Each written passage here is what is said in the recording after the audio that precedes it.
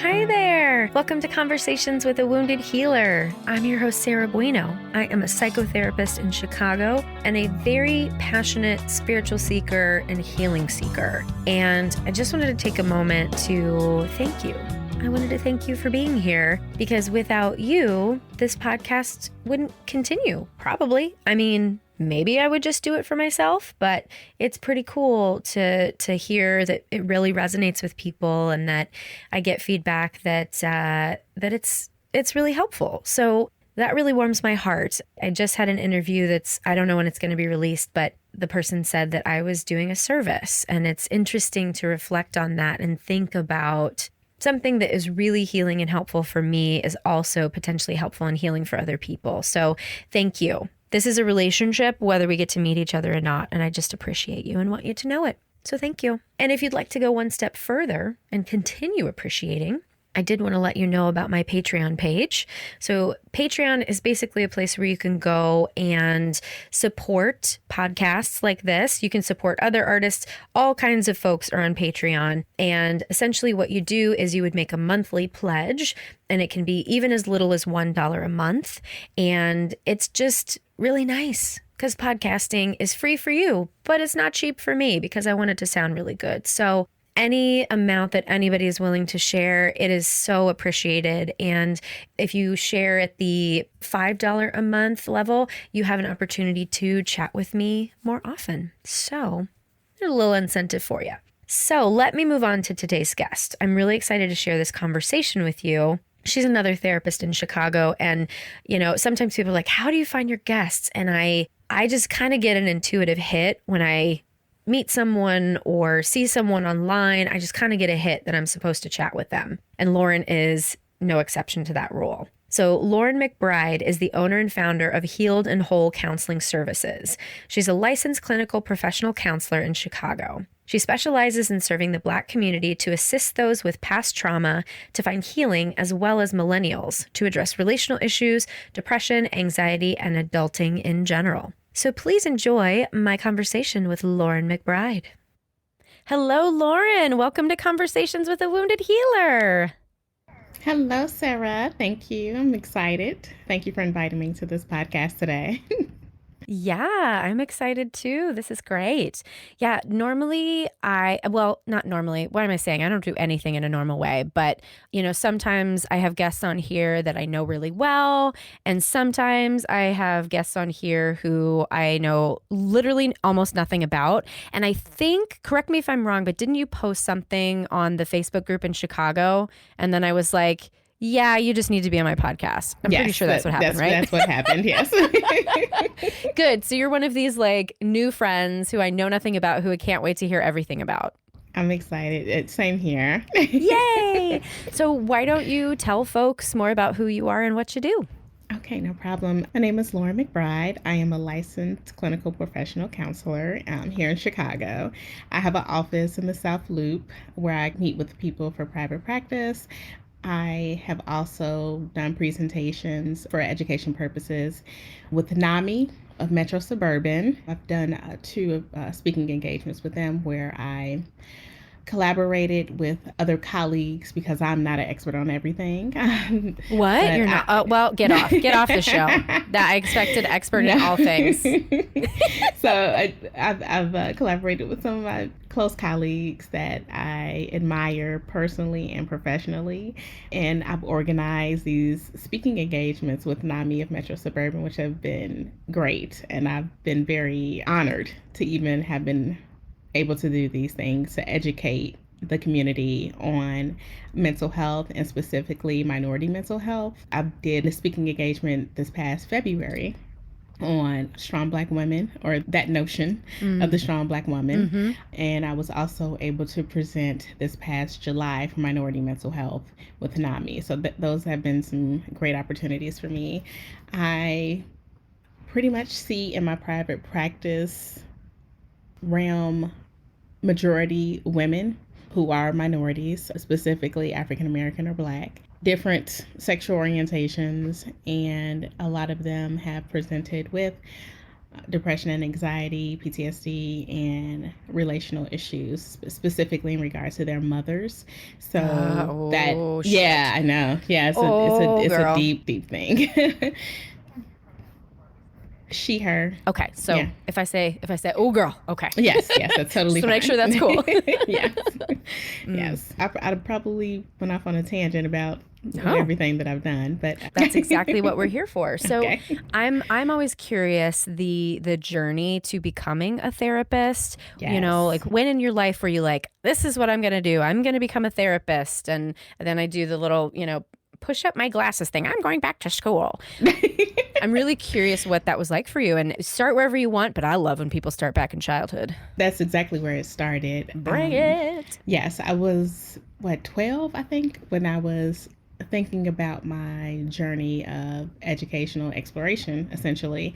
And I was having people ask me, like, so what do you want to do when you grow up? And I was like, well, I want to help people. So initially I thought, nurse, doctor, something to that derivative. And then I realized that blood, guts, feces, and urine are not things that I want to engage with on a daily basis. You don't want to engage with poop? No. No. Okay. I don't even want to do it with my poop. So no. We get real deep real quick. I love it. No, but I realized that, okay, so if I can't do that, then this is not for me. Yep. So I think I was like 14 or 15. And I was like, okay, so maybe I want to talk to people and help them on their journey, because full disclosure, I am a ward of the state, essentially. Wow. I grew up in the foster system. I was lucky to be with family. Wow. So it wasn't like, the traditional story that you hear, like, oh, you grew up in the system, so you went from house to house to house. Luckily, that was not my story. And I'm very, very thankful and grateful that it's not. However, there are still things that you deal with when you're not with, your mother or your father, and you grow up kind of feeling ostracized in a way because it's not my family. Although it was family, Right. So it's like kind of like that thing. And but not your like, parents. Right, it's exactly. It is totally different. Luckily, I was able to finally feel like, okay, I am, this person's child. But it did not happen until adulthood. So growing up, I just felt like not myself. It was very hard navigating not being with your parents and seeing my cousins, with their parent. And it's very difficult. So having that experience, I was like, I know that there are more people that are trying to navigate themselves, their identity, and being okay with not being okay. Yeah. So I was like, okay, counseling it is. Yeah. so I can try to at least, help and understand and give people some sense of normalcy when it comes to this thing, because it nowadays it's kind of normal that people do not grow up with their parents for some reason. Because I feel like the millennial generation, we're very with the breaking generational curses, I guess you could say. So we're identifying. Exactly, that's the hope. Yes, this is the hope. Being very intentional with how we express ourselves in romantic relationships and when we do parent and how we parent. And so that's my journey. That's amazing. Wow. That's really, really incredible. Did you grow up in Chicago? I did. Okay. I grew up in Chicago. So then we have also ridiculous amounts of segregation that you're dealing with, and obviously white supremacy and all those fun things. Yes. Wow. And where did you go to school? I went to the University of Illinois in Champaign. So that's where I got my bachelor's of science in psychology, and I got my master's from the Chicago School of Professional Psychology. Okay. So I stayed local. Yep. Too afraid to go away. Yeah. Well, okay, God, there's a million things I want to ask you about. Well, one of the things that you said that you work with clients on is working on this wound that comes with your mother And so I'm curious what your experience was with that. Because like full disclosure on my end, we are recording this on my mother's 5th death anniversary. So it's funny, right before this, my mom recorded a bunch of tapes when we were little and they were transferred to CD. And I was just listening to one of the recordings and just like crying and just remembering like that little girl, that innocence of that little girl and the hope that my mom had of being able to raise me in a certain way. Yeah. And how it all didn't work, but I'm good. Yeah. I'm fine. But there's so much mother stuff. So I'm really curious, like your stuff and what you see with clients and how you're helping people work with that. The first thing I try to do is get to the acceptance part, because once you can accept, it's pretty much gonna snowball into like the forgiveness and being able to understand them from their lens, that they weren't parented the correct ways, and seeing the generational and how the family system impacted the way that they were parenting. So it's pretty much all about education, psychoeducation. My concern, and this is more of a general concern of things that I see in therapy, is like striving for acceptance. I fear sometimes invalidating people's experience, and the anger that really is warranted is very valid for a lot of people. Oh, when I say like acceptance, it took one of my clients 8 months to finally get to that point. It does not come quickly. It's not going to be easy. I do not want to invalidate anybody's experience because I'm not in their shoes. And I see that a lot of the women that I see, they have these mother wounds, and it's very, very hard to navigate and explore. And the societal expectation, and you can correct me if I'm wrong, societal expectation is that mothers could pretty much do no wrong. Or they do everything wrong. Either or. Either or. The extreme. Exactly. And sometimes mothers have mental health diagnosis, which makes them unable to parent correctly. They have trauma that they were unable to address because their mothers were not educated on how to, process these things with their children. So then this girl, essentially, because if the trauma happened when she was a young child, she's stunted at that trauma level or trauma age, and now she cannot parent correctly because she's still like 14 or whenever the trauma occurred. So it's like all of those different things, and helping them navigate, like, this is why your mother was not emotionally available to you, or how she showed love was not the way that you wanted her to show love. Like, her yelling and screaming, it's because she didn't know how to regulate her emotions. It's her drinking to excess, or her, using substances or heroin, whatever the case may be. It's because she had wounds that she was unable to heal from. And now you are, unfortunately, the victim of those wounds. Right. Tell me what you think about this. I almost feel like acceptance and forgiveness are not one-time things, but they're processes that we continue to go through. And it's like, I always, at least for myself and for my clients, I want to be able to hold both at the same time, that there's grief about what I didn't get, there's anger about what I didn't get, and then at the same time there is also this understanding of, my mother had a trauma history as well, and so many reasons why she wasn't able to show up for me in certain ways, and holding those both at the same time. I think non-duality is such a hard thing for the human brain to do, but in my estimation, that seems to be what's almost necessary to move through these issues. I agree 1,000% with you. It's both and. Right. It's not just one or the other. And I love the fact that you said that you have to continue to forgive, because they're still going to do things that may trigger you. And then you have to go back and be like, okay, my feelings are valid. This pissed me off. I'm going to take a step away and do what I need to do for myself, because I can only control myself. I cannot control this person. I've tried to educate. This person has not received it. So I'm going to continue to control myself and regulate myself and do what I need to do to keep myself safe. Can I ask a personal question? And I'm going to ask it anyway, but you can just say you don't want to go into it, and we can delete this part if you don't want to. But do you have a relationship with your birth mother now? I do. We literally had a breakthrough in September. Wow. So Yes. this is very new. Yes. Wow. Very, extremely new.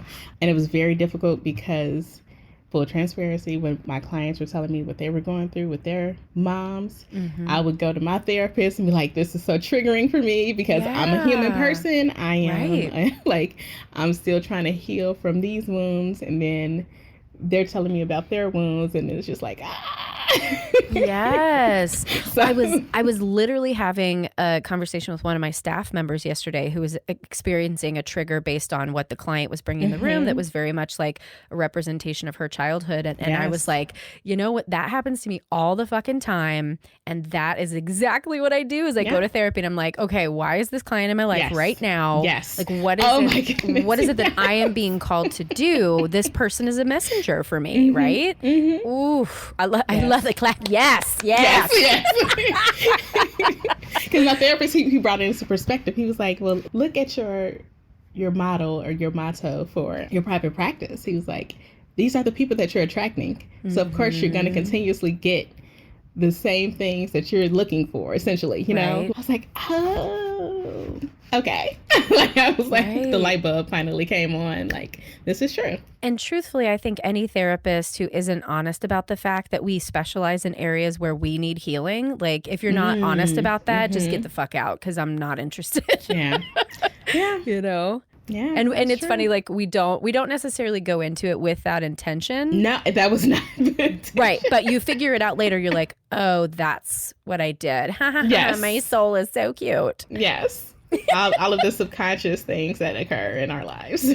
Yeah. So you see a male therapist?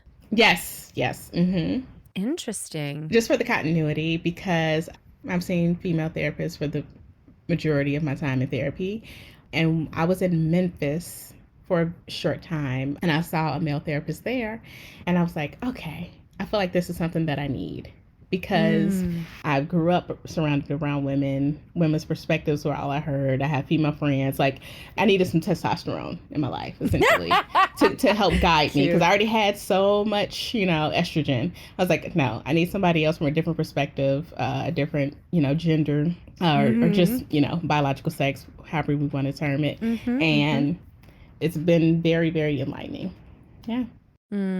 How'd you find him? Because I think therapists for therapists can be really hard to find. This is true. I actually found him through another colleague who sees him. So. Oh, that's the best.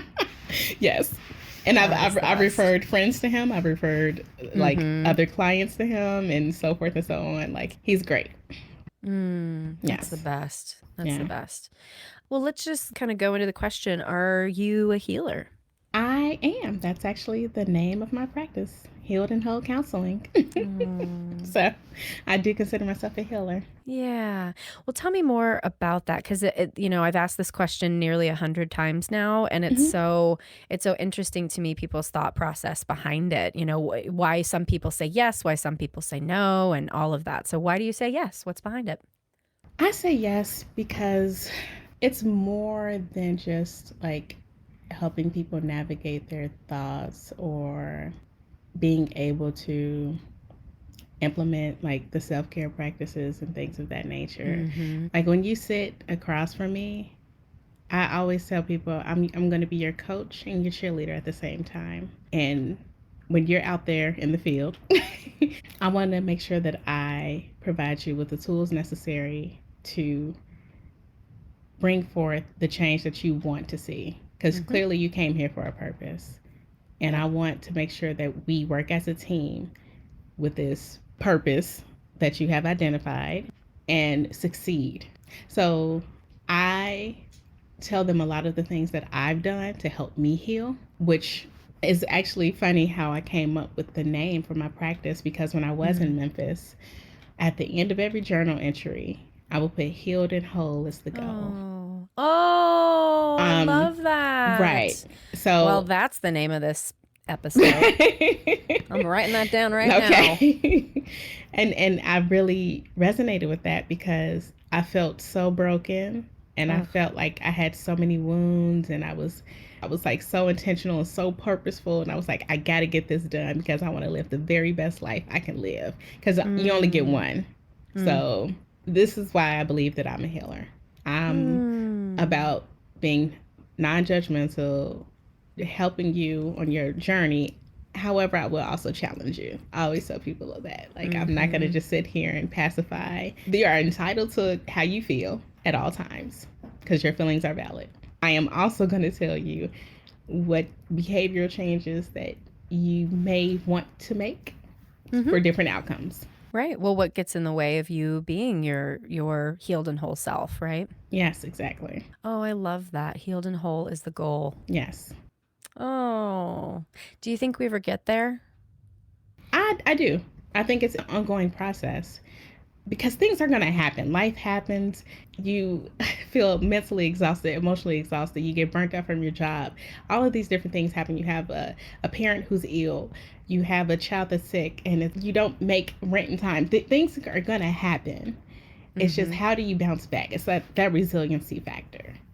So what tools do you have in your toolbox? And it's not just about doing them when things happen. It's about doing them on a regular basis. So that could be your go-to instead of the anger or the fighting or the cursing somebody out. Yeah, I work mostly in addiction, and that's the thing that is most surprising to people. They're like, wait, I'm not just going to like wake up one day and everything's going to be fine. I'm like, no, you dummies, you got to practice this shit every day. Every day. So then it can become second nature. I don't think that you would. I'm telling the audience because actually I probably have called a client a dummy at some point, only when we have a really good relationship and we know it's a joke. Right. So I'm really curious, and I don't know why this is coming to me right now. So it could be there's nothing there, or it could be there's something really exciting to explore there. But I'm curious your spiritual beliefs and what you were raised with, and then how that informs your life now or doesn't. I grew up going to church with my grandmother when I would visit her on the weekends. It was a Baptist church. So no cursing, of course. You can't say shoot, heck, or anything that sounded like a curse Grandma, word. Come on.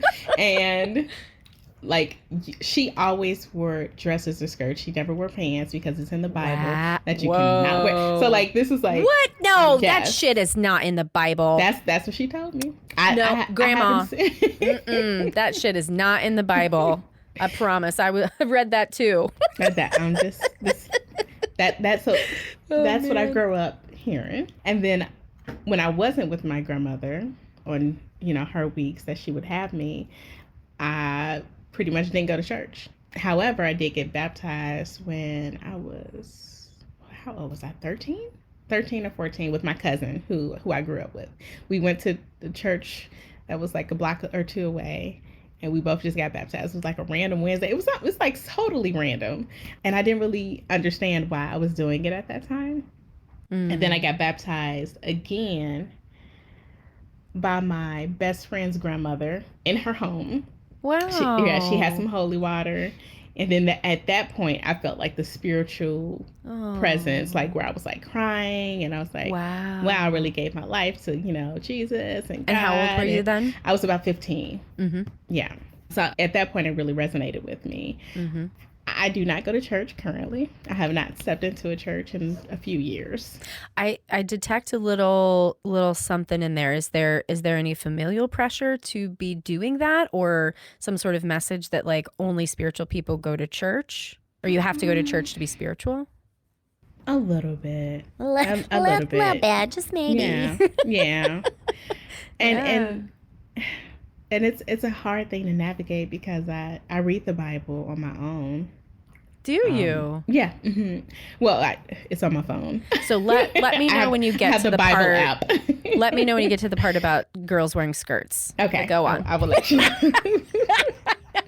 No, but if you ask another like different denominations, they will tell you like you're not supposed to. Women do not wear pants. Right. And I don't. Hey. Yeah, I'm sure that there's something in there that alluded to it, but I'm pretty sure God didn't say women can't wear pants. There are a lot of things that are alluded to in the Bible. Is this an okay topic to explore? Because it feels like there's a lot of charge here. We can talk about it. It's very, in the African American community, Black community, like church is a high standard. Yeah. And it's like a must do. It's not an option. Right. I mean, that's kind of the stuff I'd really love to hear about, because I think that's the richness of the transformations that our generations are making right now is, right? We Yeah. are making different decisions. Like, we can hold some of the spiritual traditions that we were raised with Yes. reverence and not engage with them. And then internally, what I feel like I'm hearing you go through right now is this recognition of the pressure, the cultural pressure that comes with that. Whatever it is that your culture says is what you do, and you don't do it, then there's that internal, like, I'm doing it wrong. Yeah. And it's a lot to navigate, especially Oh, I in can this imagine. day and age, because you don't want to disappoint parents, grandparents, and you also want to be true to yourself. Because there are a lot of things that I don't necessarily agree with when it comes to the standard church. I'm using air quotes when I say standard church. Right. So that's why I practice it the way that I do, where I'm more of a spiritual person, where I can read the Bible and understand it and put my perspectives into it. And I also understand that I don't have to necessarily go to a building for the spiritual richness that I can get on my own. And also, like, if I have a conversation with friends, family, colleagues, in the Bible it says, when 3 or more are gathered. So Right.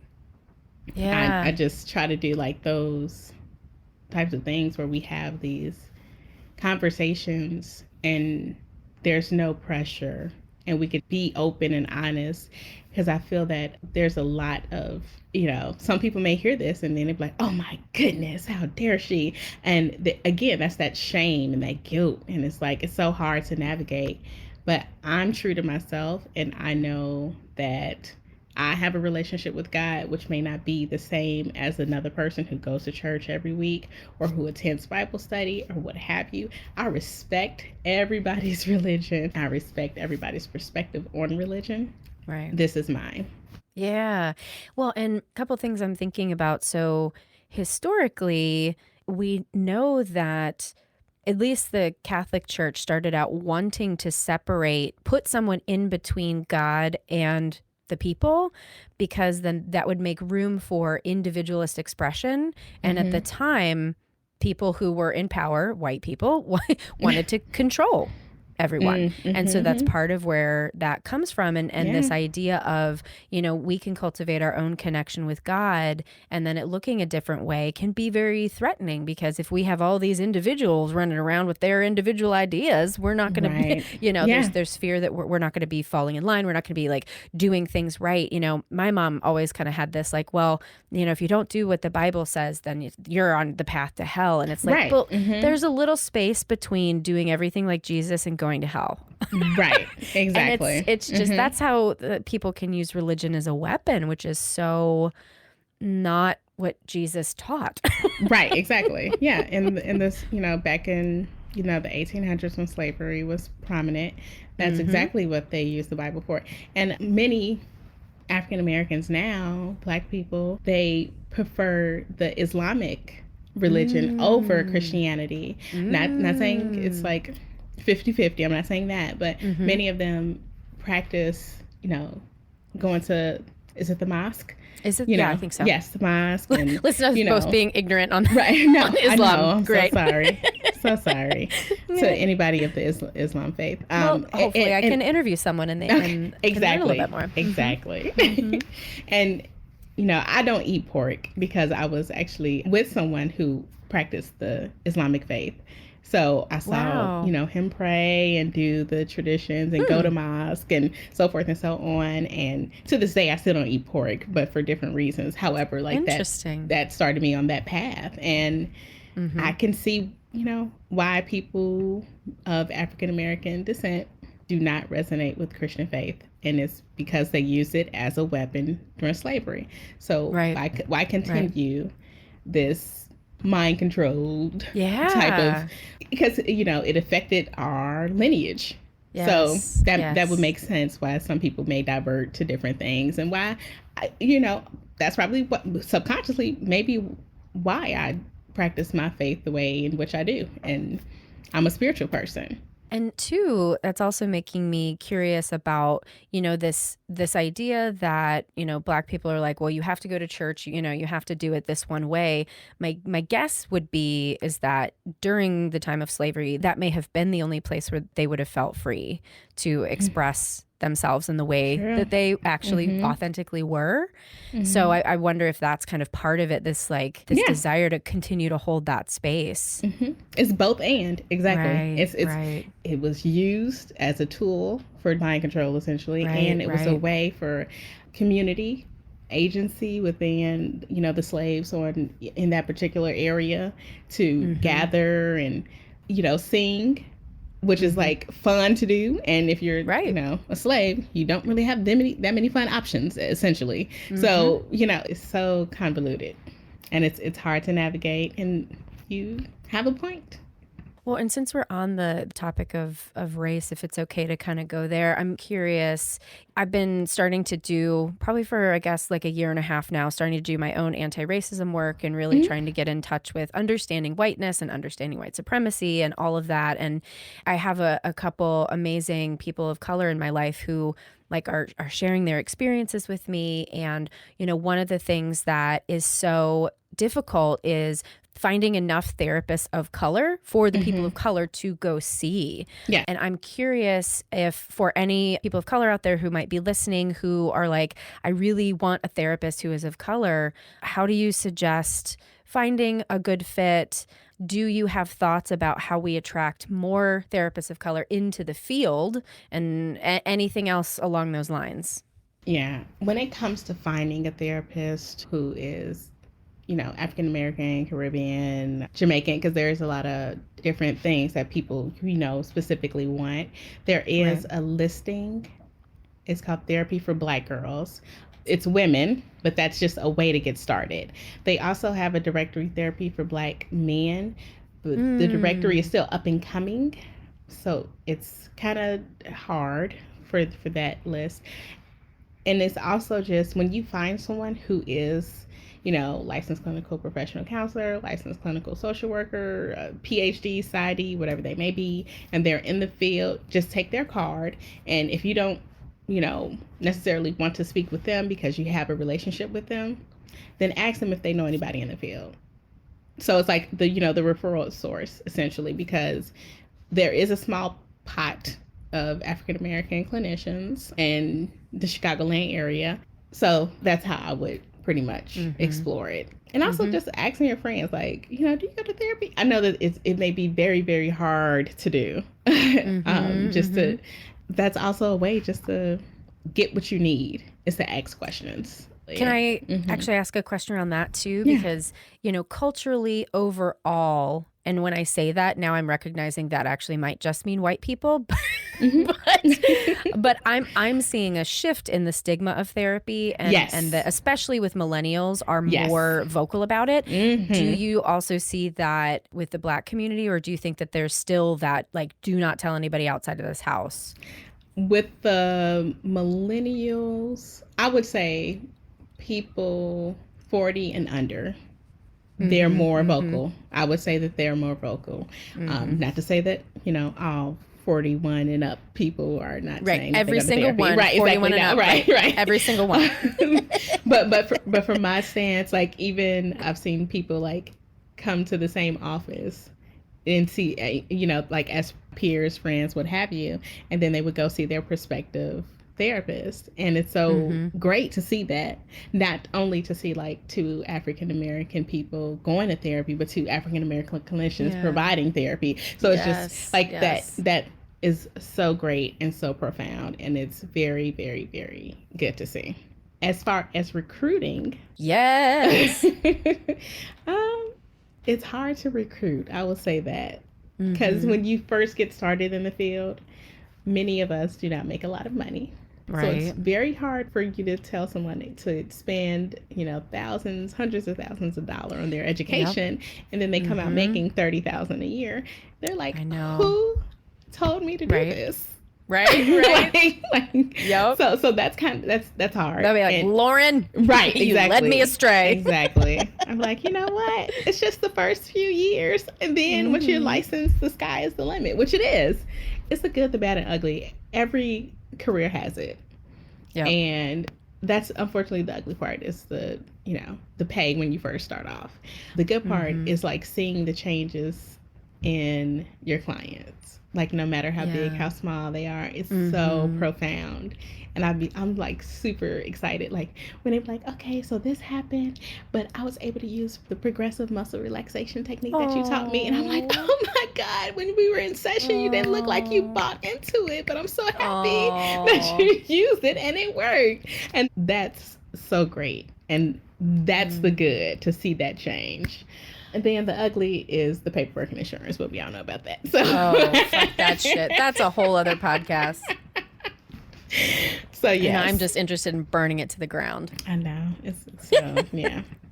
Well, let me share my experience with you as a professor and get your personal thoughts on this. My friends who have blessed me with their POC perspective are so kind and so generous with me to like hold space for me to discern like what is my own white fragility versus like what is an actual issue. So what I noticed last semester, so I teach an online master's program. And I find the students who show up for that are often either career changers or people who have like non-traditional schedules, or a lot of times I'm finding students going straight from their bachelor's through to get the master's. Yes. So for me, I'm really talking about the young people, because this is where it's really coming up for me, is that so I had a situation with a student where they weren't meeting the expectations that were set, like, showing up on time, contributing to class discussion, right? All these little check marks. I'm also very, very aware that academia is a white value system. And a lot of these things are not the values of the Black community or Hispanic or whatever other communities. And I find myself in this place where, as a professor, I feel like my hands are tied because I have to hold these students to a certain standard set by the university. And my fear is that if a student isn't able to adhere to some of those things, but then they get to pass through anyway, I don't know if they're equipped to really be able to support people in their journey. But at the same time, I want to create more space for people of color to come into this field. And this is definitely not even just about people of color, but there was one incident last semester that it happened to be a Black student, and they were struggling with some outside issues that really got in the way. And I'm like, how the fuck do I do this? How do we shift academia? And do we, there's just so many pieces of this and that's where my white fragility kicks in, because then I just feel guilty, and then I'm like doing backflips and all the codependency shows up. So it's like it's just such a complex issue. So I'd love to hear any thoughts you have. Actually, I have a colleague who is associate dean at the Chicago School online campus. Oh, cool. And this is something that she has spoken to me about, that she's trying to navigate, because this is a big issue where it's not just like for the first gen African American, whatever race it may be, first gen student on campus or online, that it's not just I'm going to go to school and I'm going to go to work. It's like, and I also have some siblings that I have to take care of, and my mom who's an alcoholic or, drug addict, that I'm, trying to help her navigate through her sobriety. And I have a grandmother whose foot just got amputated because she has diabetes, and I'm trying to help her. Like, it's so many different things that you feel weighed on you, and it's hard to navigate that and then say I'm still showing up for school. Like that's like the last thing. It's like, Maslow's hierarchy of needs. Like school is like, fuck that. Like I need to make sure that my family's okay. And that is so hard and difficult for somebody to navigate. And you don't want to feel like you're being selfish and you're like, well, mom or sister or brother, whomever, I cannot provide you with the support that you need right now because I have a paper that's due. And if it's late, then I get docked 10 points. So, it's so hard, especially for women, because we have so many things that we're supposed to do. So many roles. Yes, yes. Like sister, mother, daughter, wife, cousin, auntie. It's so many different things. And this is something I'm very passionate about because there is a coined term called the sisterella complex. Do say more. Yes. It's coined by, I hope I don't butcher her name, but I believe it's Sharice Jones and Dr. Shorter Gooden. And this is from a book called Shifting, The Double Lives Black Women in America. And the sisterella complex is a functional depression experienced by Black women that is influenced by the obligation of strength and characterized by selflessness and self-silencing in an effort to defy stereotypes and appear strong. Yeah. It's so embodying of what Black women experience on a regular basis and have experienced for generations. Yes. This is like the strong Black woman. Yeah. And then I actually saw a meme, and I don't like to believe memes all that much. But I love memes. Bring it. But the meme was so powerful. It said, you do not need to set yourself on fire to keep other people warm. Oh, and fuck. I wanted to. Woo. I was like, yep, this is true. But so many times I have set myself on fire. Right. Many times. And it's very hard to navigate this. So short answer, I don't have an answer. Yeah. because it's so hard. I would love to talk to your friend if you would connect us, because I think it's so funny. Whenever I don't have a community of people to talk to about a certain issue, I just try to create one. And so maybe we need to create a little coalition of people in academia who are bumping up against some of these themes and want to just have discussions about what do you do with it, right? Or even just get some fucking empathy, right? Because I just, I can sit over here and feel like an asshole. I can feel like I am then tethered to this stupid system that isn't working for everybody, and I can feel helpless and hopeless, or I can talk to somebody about it and we can support each other through it. Yes, I think that you two would be great together. Oh my God. And maybe I should interview her for the podcast. You should. Oh my God, I love new friends. This is why the podcast has changed my life in such an amazing way.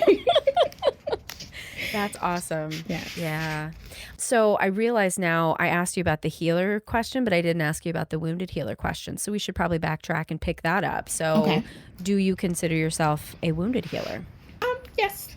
Yeah. I'm a wounded healer. I've had to heal my own wounds, and I'm still healing many to be able to do what I do every day. And it's, again, what did I say? Keep lighting myself on fire. Right. So it's very hard to navigate, but I try to make sure that I implement self-care daily, weekly, monthly, just to make sure that I maintain myself, because I'm the only one responsible for my mental health. So yeah.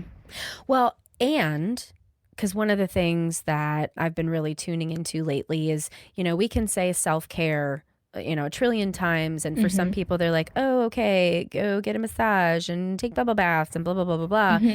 And some things are self-care, but some things are really community care and bigger, like really bigger things, like if we all had access to equal health care, and shit like that is like way bigger than us. And again, like that's where I personally start feeling very hopeless, is around like the healthcare system. Like we said earlier, insurance fucking sucks. Yes. Like I've got 2 clients who are going to treatment right now, and they needed a benefactor to pay for treatment because insurance doesn't pay for it. A lot of people don't understand how insurance works for, like, if you're going to a residential facility, insurance doesn't want to pay for it. They'll pay very, very, very little, which is why a lot of treatment centers are actually out of network, because to provide quality care, it fucking costs money. Yes. Yeah. Like that's it, And I've been having talks with people who want to open treatment centers, and I'm like, you need money. And that's the problem, is that some of these places then get privatized, or they're in these like for-profit companies, and then it becomes all about the money. So it's this like, I don't even know, why did I start talking about that? Oh, structural care. So like we just need to change the system, and I'm tired. It's a lot of different. It's a lot of moving parts. It's so many moving parts. It's lack of access lack of transportation, lack of childcare, so many different things that can impact you just doing what you should do. I use air quotes. What you should do. Right. Well, what every human being should be entitled to is what that is. Yeah. And, just thinking about how tired I feel with this shit, it's like, this is only a fraction of what people of color have to go through in terms of like pushing through white supremacy every fucking day. Yeah. And all of that shit that needs to be changed. Yeah, when Obamacare came about, I thought that it was going to be something different than what it turned out to be. Because I've heard of like universal health care in Canada and Europe. And I was like, oh my God, it's going to be so amazing. Everybody's going to have health care. And then it's like, not quite. Not exactly how it works. Right, exactly. So again, I was young, and I am glad that a lot more people have access to care with Medicaid, which is great. People who are, homeless, don't have an income or have little income because they get, SSI checks of $771 a month. Like, what is that going to do? And if you were to have health insurance, then that would be $200 a month on top of food and clothes and bills and rent. So I am very happy that Medicaid has expanded and opened up to a lot more people. It's still a lack of resources and providers to provide services to them, because I don't even accept HMO. Of course.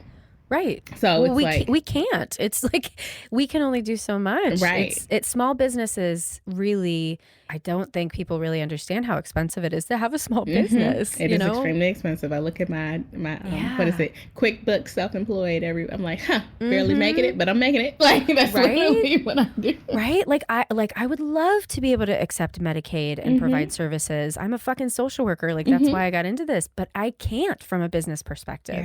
Or I'd be running to the ground and then nobody would get the help. Exactly. Yes. So I try to offer as many sliding scale spaces that I can. And unfortunately, if it's a PPO or person who is able to pay out of pocket, I take them. And it's so hard because I do want to be able to provide services to other people and people who cannot afford it. If I can get a grant where I could see people of color, that would be amazing. I've actually looked at that. I was like, how can I be able to service more people like me? There's a thing there. Hard. Yeah. There's a thing there. Yeah. I wonder if enough people got together. This is true. This is very true. Well, this has been a fabulous discussion, and clearly now we're best friends. But where can people find you? How can they get in touch with you? How can they work with you? Yes, my website is www.healedandwholecounseling.com. You can find me on Instagram at Healed and Whole Counseling, Facebook, Healed and Whole Counseling Services, LLC. And they could also give me a call if they want to chat. Don't give them your number. Don't give them on this. Okay. One day when you don't want them to call you, they'll hear this podcast and be like, I'm going to give her a call. And you're like, what? Yeah. Website and email are good. Yeah. Website. Cool. Okay. Yeah. And we'll post all this stuff obviously too with the show notes and whatnot so people can get in touch with you. But I'm so glad that we met, and I appreciate the really honest and vulnerable conversation. I appreciate it. And thank you for giving me the space to share. Hell yeah. Thanks so much, Sarah. You got it. Thank you. Oh, thank you so much, Lauren, for that conversation. It was so wonderful and so great to have you on the show. To find out more information about Lauren, you can go to our website at www.headhearttherapy.com/podcast. And join her on all the social medias. Be her friend like you're my friend. That'd be amazing. I'm sure she wants to talk to you. Right, Lauren? Right? Well, thanks as always to Andrea at the Creative Imposter Studios for editing and producing, to Liam O'Donnell for the album art, and to Ben Mueller for our theme music. Thanks so much. Until next time. Bye-bye.